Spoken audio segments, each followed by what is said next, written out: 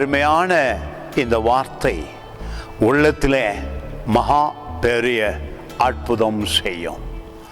உங்களுக்கும் இயேசு கிறிஸ்துவுக்கும் உறவு வருவது மிக மிக அவசியமாயிருக்கிறது. மனித குலத்தின் மீட்பு இயேசு.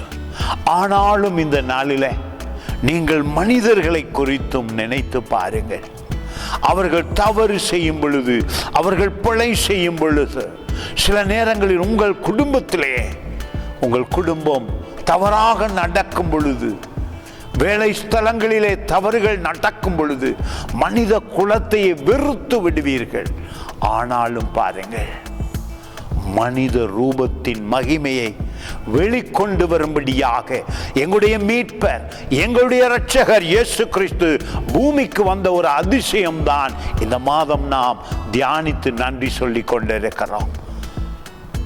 1 தீமோத்தேயு புத்தகத்திலே 3ஆம் அதிகாரத்திலே 16வது வசனம் சொல்லுகிறது, வாழ்வையே மாற்றிவிடும். மனித இனத்துக்கே அதிசயம் நடத்தப்பட்டிருக்கிறது பரலோகத்தினாலே. இதை அறியாதவர்களுக்கும் நாம் சொல்ல கடமைப்பட்டிருக்கிறோம்.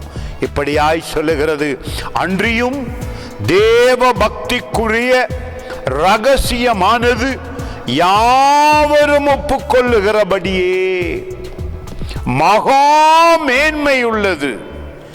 தேவன் மாம்சத்திலே வெளிப்பட்டார், ஆவியிலே நீதி உள்ளவர் என்று விளங்கப்பட்டார், தேவதூதர்களால் காணப்பட்டார், புற ஜாதிகளிடத்தில் பிரசங்கிக்கப்பட்டார், உலகத்திலே விசுவசிக்கப்பட்டார், மகிமையிலே ஏறெடுத்து கொள்ளப்பட்டார்.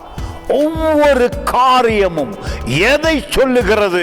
இயேசு கிறிஸ்துடைய மகிமையையும், அவர் பூமிக்கு கொண்டு வந்த சுக வாழ்வையும், அவர் பூமிக்கு கொண்டு வந்த ஆசீர்வாதத்தையும், நிம்மதியான ஆறுதலான ஒரு வாழ்வையும் வெளிப்படுத்துகிறது. உலகிலே பயமின்றி இயேசு கிறிஸ்துவே மெய்யான தேவன், அவரே என் வாழ்வு, அவரே எனக்கு எல்லாம் என்று இந்த நாளிலே சொல்லும் பொழுது, குடும்பத்தில் இருக்கிற சுமைகள், வாழ்வில் இருக்கிற நோய்கள், வாழ்வில் இருக்கிற பிரச்சனைகள் அனைத்திலிருந்து விடுவிக்கப்பட்டு சுகதேகியாயிருப்பீர்கள். God bless you.